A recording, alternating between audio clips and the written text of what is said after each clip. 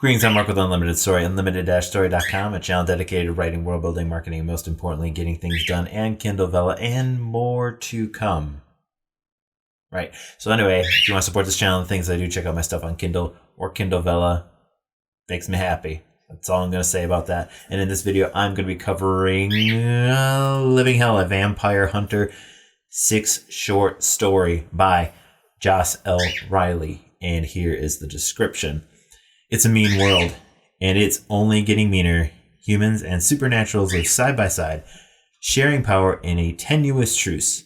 Eva Jacobs is a ward of the state and a 17-year-old vampire with a secret that will upend the balance between vampires and humans.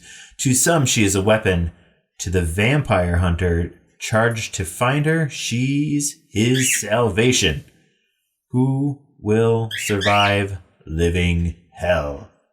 It is urban fantasy, young adult, paranormal, romance, werewolves, shifters, vampires, interracial romance, and there's a really nice looking dude with a not very full beard. Not saying that you need a full beard in this world, but I think they're pretty nice.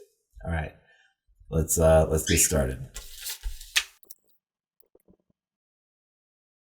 And welcome back. So I have just finished reading the first 3 of Living Hell, a Vampire 6 short story.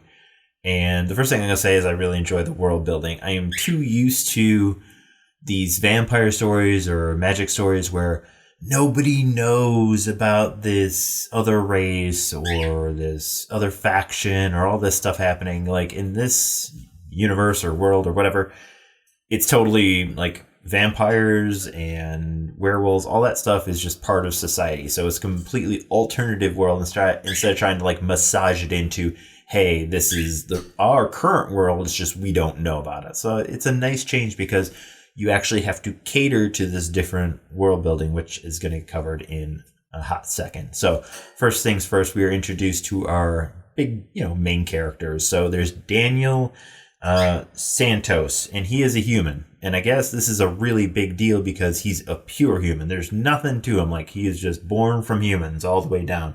And apparently that makes him really attractive to people who like to drink human blood, which introduces us to our second character, which is Eva. She is a vampire, and she can, this is really from her perspective, and you get like a feeling of what the vampire powers are. So she can like hear heartbeats, and she's really, I don't know if she's like attracted to these things, but you get a feeling like, hey, heartbeats, she's listening to them, she feels blood flow. Like, you get a little bit more into vampire powers in a bit, but you get knowledge that, they love blood.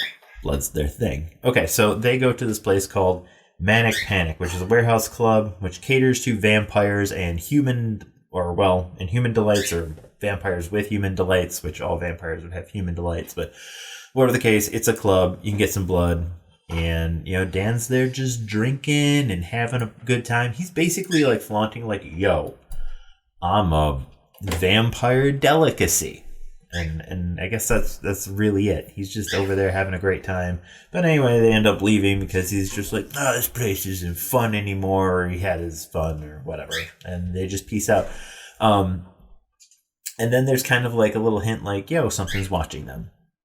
Next episode, they're on the subway. It reeks of death. There was really no explanation of why it reeks of death, but it just reeks of death. I don't know. I've never been on a subway in my life because I've never gone to a place that would require me to be on there. I assume they kind of already don't smell great, but smelling of death, that's a warning sign. All right, so Eva yells at Daniel because he doesn't want him to become vampire food. So Daniel is just over there. Again, he's flaunting himself like, I'm so great. Maybe somebody will bite me. I don't think that's a good thing. Apparently, bitings are normal. Possibly. They're based on the percentage of vampire to human ratio. But who knows? So he's out there just wanting to be bit. And then there's a little bit more discussion about vampire powers. They can sense blood, and they can also use their powers to seduce. So that's useful if you're into seducing people. And they also talk a little bit about ancients.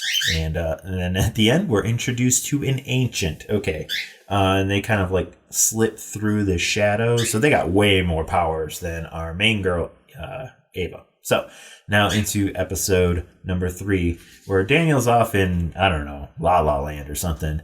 And the ancient or really powerful person is Six, which I didn't realize a Vampire Hunter 6 short story. That's starting to make sense. So Six and Eva, they're having this little chat. And basically it boils down to this. Six basically is super powerful, and he just puts Eva like in her place, and like they're chatting. He like moves in a way that she can't escape. So it's very, he's very able to control the situation. Like he's been doing this kind of stuff for a while. Six is threatening to kill Daniel and or Eva, but I'm not super sure why, because the big fancy ending, the big cliffhanger at the end of episode number 3 is that she was born a vampire, which is apparently a big deal. And I don't really understand why.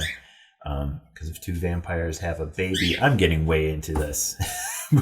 My understanding is that being born a vampire is a big deal, as opposed to just being converted into a vampire. And that's it. That is what we're left hanging on at the end of episode number 3. So my 1-sentence summary is basically, I don't really know.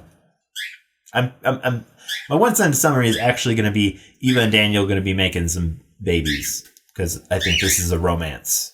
I mean, based on the tags, it's got to be a romance. So there you go. It's a romance.